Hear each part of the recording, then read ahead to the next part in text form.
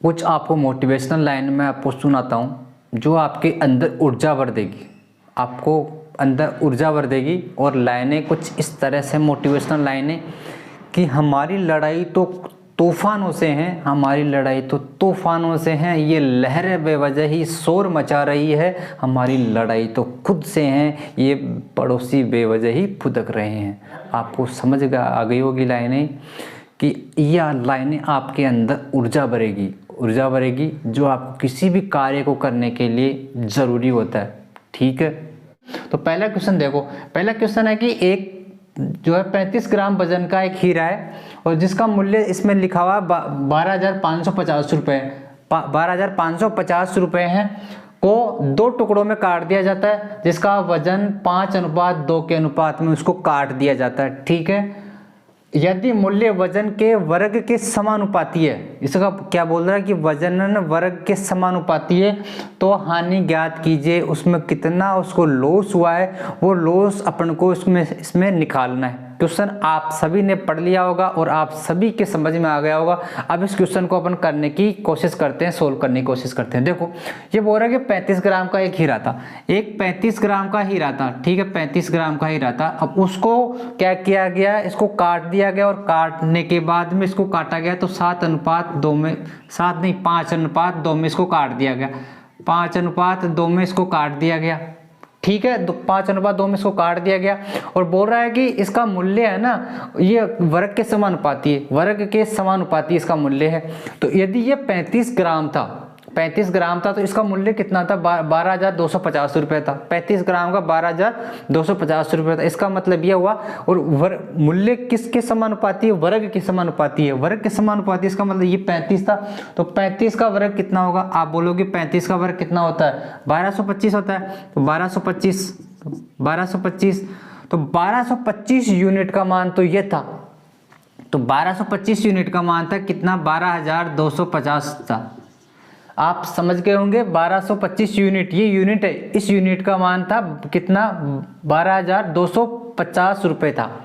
ठीक है, तो अब यहाँ से अपन 1 यूनिट का मान अपन यहाँ से निकाल लेते। 1 यूनिट का मान कितना आ जाएगा, देखो यहाँ 1250 है और ये 1225 है और यहाँ पे क्या 12,250 है, तो ये कितना आ जाएगा, यहाँ से कट के 10 आ जाएगा। ठीक है, तो 1 यूनिट का मान यहाँ से 10 आ गया।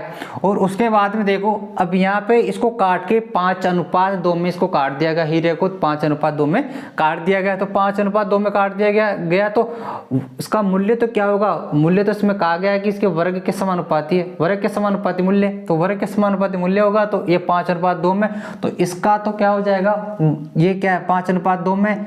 और देखो यदि अपन यहाँ पे किसका वजन के अकॉर्डिंग कर रहे हैं, तो वजन के अकॉर्डिंग कर रहे हैं तो यहाँ 5:2 में यदि 35 को काटेंगे तो देखो ये किस में चला जाएगा, ये 25 ग्राम का हो जाएगा और ये कितने ग्राम का हो जाएगा, ये कितना 10 ग्राम का हो जाएगा। तभी तो देखो 25 और 10 35 ग्राम हो जाएगा, क्योंकि इसको कैसे निकाला मैंने, यहाँ 5 और 2 7, 7 का मान 35 है, तो 7 का मान 35 है, तो यहाँ पे 7 का भाग देंगे तो 7 पंजे 35, तो 5×5 और 5×2 10, तो कितना आ जाएगा 25:10 आ जाएगा। आप समझ गए होंगे मैं कैसे निकाला, ये इस अनुपात में है। मैं वैसे बता देता हूँ आपको। तो देखो ये 35 यूनिट है, 7 का मान है, 7 यूनिट 7 का मान है। तो यहाँ से देखो आप सभी का निकाल सकते हैं, 5 का और 2 का, तो 5 का निकालेंगे यहाँ तो 7 पंजे 35, 25 आ जाएगा। और यहाँ से 2 का निकालेंगे तो कितना आ जाएगा, 5×2 10 आ जाएगा। तो वैसे ही आ गया। और इसका मूल्य क्या है, मूल्य वर्ग के समानुपाती है, तो उसका 25 का स्क्वायर कितना होता है, 25 का स्क्वायर 625 होता है। और यहाँ पे इस 10 का स्क्वायर कितना होगा, 100। तो मतलब दोनों को जोड़ देंगे, क्योंकि दोनों का जोड़ित होगा, क्योंकि इसको काट कर ही तो इसको क्या किया गया है, 5:2 में किया गया। तो यहाँ से देखो दोनों को जोड़ेंगे तो कितना आ जाएगा, 625 आ जाएगा। तो अब 625 यूनिट है, अब 625 यूनिट है और पहले कितनी थी, 1225 यूनिट थी भाई। अब तो पहले 1225 यूनिट थी, अभी 725 यूनिट है। तो इसका मतलब ये कम हुआ है, कम हुआ है तो इसको नुकसान नहीं हुआ है। यहाँ पे भी कहा गया नुकसान नहीं हुआ है, तो बताओ नुकसान कितना है। तो नुकसान वैसे यूनिट में देखे तो देखो यहाँ से 1225 और यहाँ से 725 है, तो सीधा सीधा कितने का हो जाएगा, 500 का हो जाएगा। 500 यूनिट का उसको क्या हो जाएगा, लॉस हो जाएगा। 500 यूनिट का उसको लॉस हो जाएगा। तो 500 यूनिट का यदि उसको लॉस हो रहा है और 1 यूनिट का मान यहाँ से आपको पता सभी को कितना है, 10 है। एक यूनिट का मान 10 रुपये, तो इसको 10 से मल्टीप्लाई कर देंगे, तो 10 से मल्टीप्लाई करने के बाद में कितना हो जाएगा आपका, हो जाएगा 5000। आपको इस बात समझ में आई होगी, आई होप, मैं ये मान के चल रहा हूँ कि ये क्वेश्चन आपको समझ में आ गया होगा। और यहाँ पे कुछ भी नहीं था, यहाँ उसके मूल्य को वर्ग के समानुपाती करना था अपन को, और यहाँ पे निकालना था कि इसमें हानि हुई है लाभ। वैसे तो यहाँ पे डायरेक्ट दे दिया गया है इसको हानि हुई है, और यहाँ पे अपने पास आ भी गया है कि यहाँ पे उसको क्या हुआ, लॉस हुआ है, और लॉस कितने का हो गया अपन ने यहाँ पे निकाल लिया, 5000 का हुआ।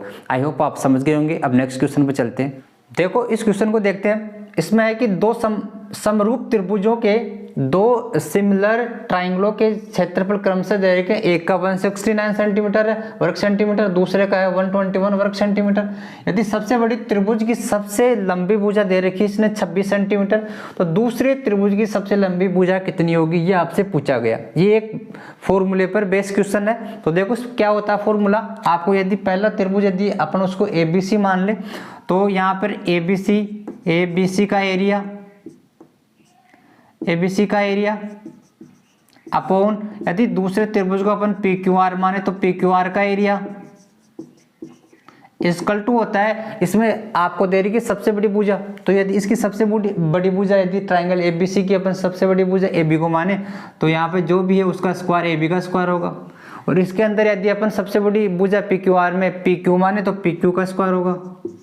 ये एक फॉर्मूला होता है, ठीक है। यदि यहाँ पर और भी आगे यदि कोई भुजा BC है, आपको यहाँ पे BC की लंबाई दे दे तो इक्वल टू BC का स्क्वायर, यहाँ पे आपको QR का दे दे तो यहाँ अपॉन QR का स्क्वायर हो जाएगा। ये कैसा फॉर्मूला होता है। तो अब इस फॉर्मूले में अपन इसकी वैल्यू को रख देते हैं, ठीक है, और अपन आंसर आ जाएगा। तो देखो यहाँ पे ABC का एरिया कितना है 169 है, और PQR है कितना है 121। देखो यहाँ पे इसको ऊपर नीचे भी रख सकते थे। यहाँ पर यदि ABC इसको मान रहे हैं, तो फिर यहाँ पे ABC 121 यहाँ पे भी आ सकता था, और 169 नीचे आ सकता था। तो वो यदि ऐसा होता तो यहाँ पे जो भुजा है उसके अकॉर्डिंग ये यहाँ पे हो जाता, क्योंकि ये उल्टा हो जाता। यदि ये ऐसे तो ये ऐसे, यदि उल्टा होता ये इसके उल्टे हो जाते। तो देखो यहाँ पे अब AB स्क्वायर देख लेते हैं। अब तो AB स्क्वायर क्या है, ये इसको पहले की बड़ी भुजा 26 है, 26 का स्क्वायर अपॉन यहाँ पे इसका पूछा गया है तो यहाँ पे PQ का स्क्वायर हो जाएगा, PQ का स्क्वायर हो जाएगा, ठीक है। तो देखो यहाँ पे अब यहाँ पे स्क्वायर है, तो यहाँ पे इस स्क्वायर को इधर ले आते तो इसका क्या हो जाएगा, रूट हो जाएगा। तो रूट हो जाएगा तो इसका रूट निकाल लेंगे, तो इसका रूट कितना हो जाएगा, इसका तो हो जाएगा 69 का तो 13 होता है स्क्वायर रूट, और 121 का कितना होता है स्क्वायर रूट, आप बोलोगे कि 11 होता है। तो यहाँ पे 26 और यहाँ पे बच जाएगा PQ। आप इतनी सी बात समझ गए होंगे। उसके बाद में देखो यहाँ से इसको कैंसिल कर लेते, 13 से कितना बचा जाएगा 2 बार, तो यहाँ पे आपके पास आ जाएगा PQ आ जाएगा। इसको इससे मल्टीप्लाई कर देंगे, 11 को 2 से मल्टीप्लाई कर देंगे तो 11 दूना 22। तो आपके पास यहाँ पे PQ मतलब दूसरी सबसे बड़ी भुजा, दूसरी जो सबसे बड़ी भुजा है उसकी लंबाई आपके पास आ जाएगी, कितनी आ जाएगी 22 सेंटीमीटर आ जाएगी। आई होप आप समझ गए होंगे। इसमें एक फॉर्मूला है, ये ज्योमेट्री का क्वेश्चन है, फॉर्मूला है। ये फॉर्मूला यदि आपको पता है तो आप इस क्वेश्चन को कैसे भी कर सकते हो, ठीक है।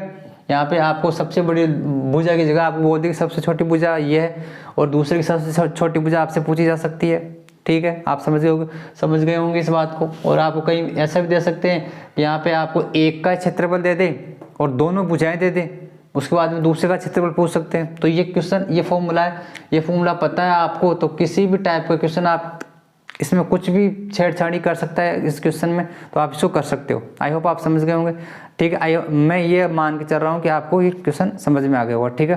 तो देखो अब नेक्स्ट क्वेश्चन देखते हैं। यदि आपको अच्छा लग रहा है तो लाइक तो कर दिया करो और अपने चैनल को सब्सक्राइब कर दिया करो, ठीक है। ऐसे ही अपन पढ़ते रहेंगे प्रीवियस ईयर के क्वेश्चन रेलवे की डेली, जब तक अपना NTPC का TCBD 2 और ग्रुप डी का एग्जाम नहीं आ जाता, ठीक है। आपको बहुत अच्छी मैथ्स आप करवा देंगे अपन।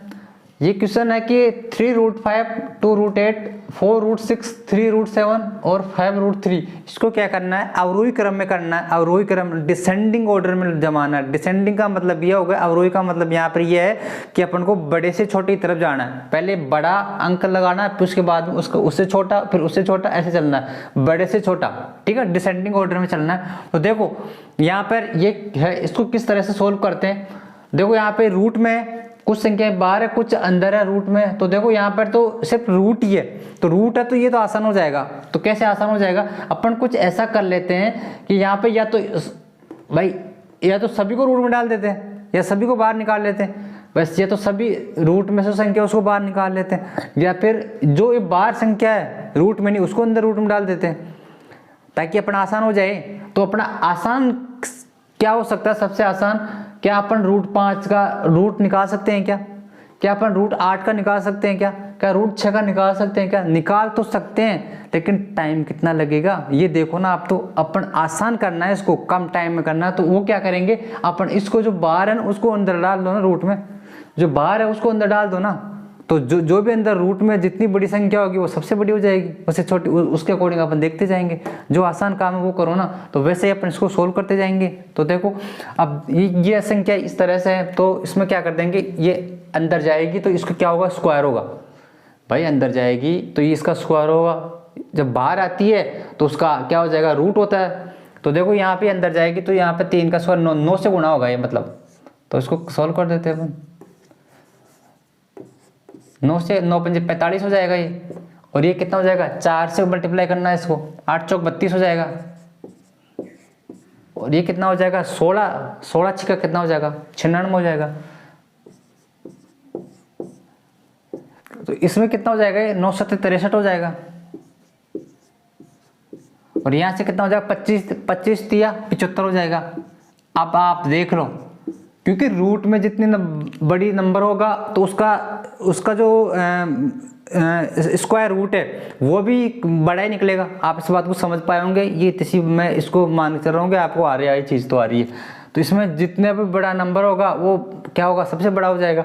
तो देखो यहाँ पे सबसे बड़ा नंबर का क्या है, ये तो पहला नंबर पे ये आ जाएगा, और उसके बाद में दूसरे नंबर पे ये आ जाएगा, तीसरे पर 63 आ जाएगा, चौथे पे 45 आ जाएगा रूट में, और ये कितना जाएगा, ये लास्ट के अंदर आ जाएगा। तो अपन इसको जमाना चाहें तो वैसे लगा देंगे, पहले नंबर पर क्या कौन सा है ये, तो ये आ जाएगा पहला नंबर, तो 4 रूट 6 आ जाएगा, ये सबसे बड़ा है। उसके बाद में 2 नंबर पे ये आ जाएगा, 5 रूट 3 आ जाएगा।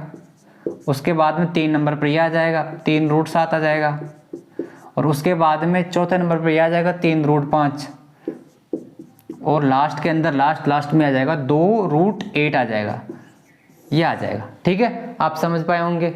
और यदि यहाँ पर ऐसा क्वेश्चन भी हो सकता था कि यहाँ पे रूट, ये तो रूट ही है, सभी पर रूट है, यदि किसी पे रूट क्यूब वाला आ जाता, यहाँ पे क्यूब होता, रूट में क्यूब होता, तो उसको कैसे निकालते, उसका भी अपन एक क्वेश्चन लेंगे, तो उसको भी अपन सोल्व करने की कोशिश करेंगे। ठीक है, अभी तो ऐसा ही इस चीज को देख लो। अब नेक्स्ट क्वेश्चन देखते हैं, चौथा क्वेश्चन देखते हैं। ये टाइम एंड वर्क का क्वेश्चन है। देखो इसमें कहा गया है कि 3 आदमी है, 3 वर्कर है, पी क्यू और आर क्रम से 10 15 और 30 दिनों में एक कार्य को कर सकते हैं। ठीक है, तो उसमें कार्य कर सकते हैं पहले दिन की शुरुआत से क्यू और आर मिलकर वैकल्पिक दिनों। इससे पहले भी एक चीज और बोली गई कि पी प्रतिदिन कार्य करता है, और पहले दिन की शुरुआत से क्यू और आर मिलकर वैकल्पिक दिनों, मतलब एक ऑप्शनल एक दिन छोड़कर पी के साथ कार्य करते हैं, तो कार्य कितने दिनों में पूर्ण होगा। आप क्वेश्चन को समझ पाए होंगे कि 3 वर्कर है, पी एंड बी, क्यू और आर है। पी प्रतिदिन कार्य करता है, पी बेचारा है जो डेली कार्य करता है, और क्यू और आर उसको एक वैकल्पिक, क्यू और आर मिलकर वैकल्पिक दिनों में, मतलब एक दिन क्यू कार्य का साथ काम करवाएगा पी के, और दूसरे दिन आर उसके साथ पी के साथ कार्य करेगा। ठीक है, ये क्वेश्चन है, और बोला गया है कि कार्य कितने दिन में पूर्ण होगा, पूरा होगा। एक आसान सा क्वेश्चन ही है। ठीक है, और रेलवे में ऐसे ही क्वेश्चन आएंगे आपसे, ऐसे ही क्वेश्चन पूछे जाएंगे, ज्यादा हार्ड क्वेश्चन नहीं आएंगे। तो देखो, और कुछ हार्ड क्वेश्चन आएंगे वो भी अपन करने वाले हैं इस क्लास के अंदर। ठीक है, आप तो क्या अच्छा लगे तो वीडियो को लाइक करते रहो और अपने चैनल को सब्सक्राइब करते रहो। ऐसे मान लो धुआं कर दो।